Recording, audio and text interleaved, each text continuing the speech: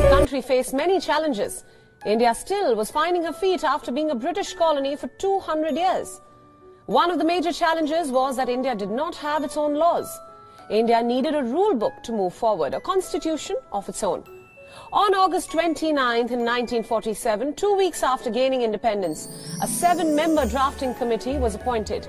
B.R. Ambedkar was the chairperson. A few months later, on November 4th, 1947, a draft was finalized and submitted to the Indian Constituent Assembly. 2 years, various sessions, debates and modifications later, 2 handwritten copies of the Indian Constitution were signed in Hindi and English. On January 26, 1950, India held its first Republic Day parade. The first ever parade was performed at the Irvin Amphitheatre, which is now known as the Major Dhyan Chand Stadium.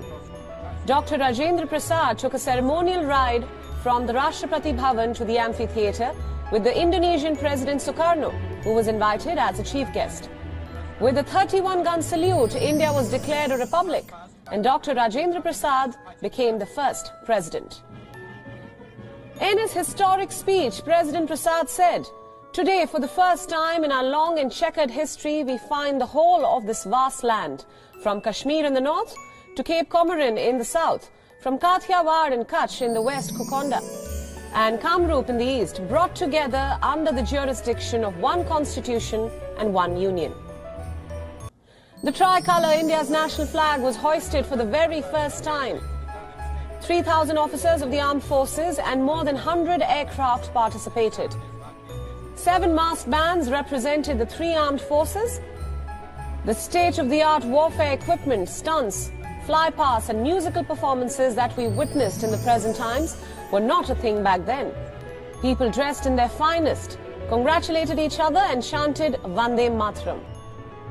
The nation embarked upon a long journey of undoing centuries of damage with the Constitution as a guide.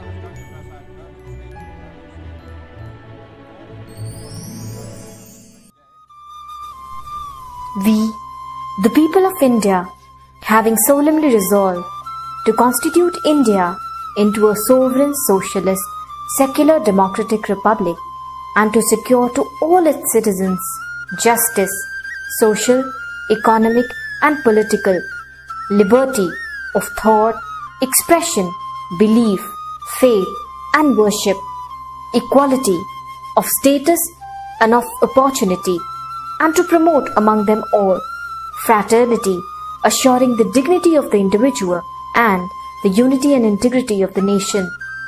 In our Constituent Assembly, this 26th day of November 1949, do hereby adopt, enact, and give to ourselves this Constitution.